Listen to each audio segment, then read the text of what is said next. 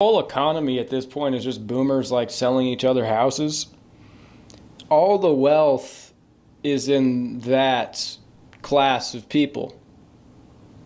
Generally, basically, there's never been a period in history where old people hold all these positions of power, politically, economically. I've talked a lot about demographics. It's one of these things where once you see it, once you understand it, you see that it colors a lot of your life. Birth rates are kind of a corny thing now.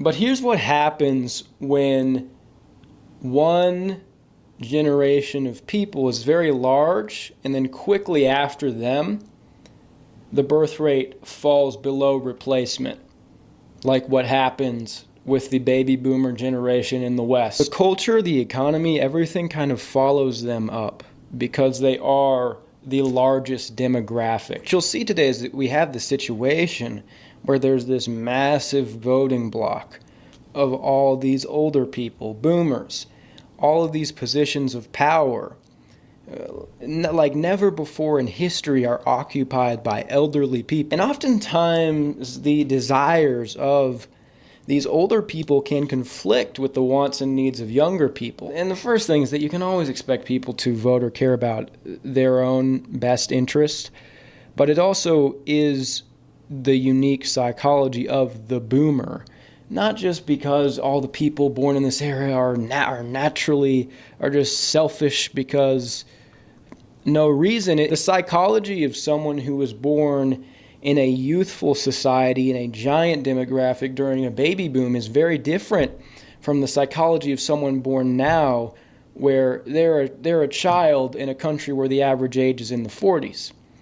It's just very different. You're not cared about as much. Things don't cater to you in the same way. If you'd even look at the 1900s, things like coffee shops, stores, and places around town, they would be open into midnight, early hours of the morning, all the time. Now everything closes, everything's dead, you go out at night. Besides, like nightclubs. And this was because there was a younger population. Everything was open later. Now everything's closed. We work on an old clock. What I'm saying is that people, they don't consider the political, social, and economic consequences of our demographic situation. An example I bring up is the coronavirus. Now let's run with the official narrative. Let's not bring up any alternative theories here. The official narrative, it's a virus, it happens, it's a thing, it's a problem. The people who it's really dangerous for, who it's really a problem for, are the old people, are the boomers. So what happens? Everything shuts down.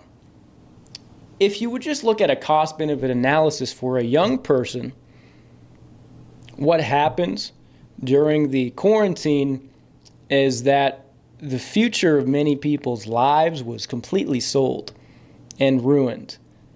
The economy pre and post 2020, pre and post COVID, is totally different. Take a look at the house prices in 2019. Take a look at them at whenever it ended, 2022, 2023. Crazy. There's no going back. But people who were already reaching retirement age, they had to be safe. The cost-benefit analysis from a young person's perspective is that, there's this thing you could get, you get a little sick, but your entire future is fucked forever. Doesn't make sense. But for them, made quite a bit of sense. They already made their money. They already had the houses, some of which doubled in value in like 3 years.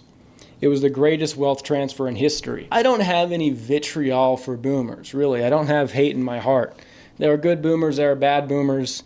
I look at people as individuals, okay? But in terms of the archetype, the generation, there's analysis to be done. And in terms of the boomers, this older group of people uniquely does not have a sense of obligation to posterity. And this is not just because boomers are dumb or evil for no reason or whatever. You can pinpoint specific reasons why this would be the case, why this group of old people does not care as much about young people, about planting trees that they will not sit under the shade of for the future. And the first is obviously the demographics. Usually, older people will not be the largest group of people. Usually there would be more young people. The second thing is that, the boomers like to act like they were the hard men that created the good times of the millennials and now.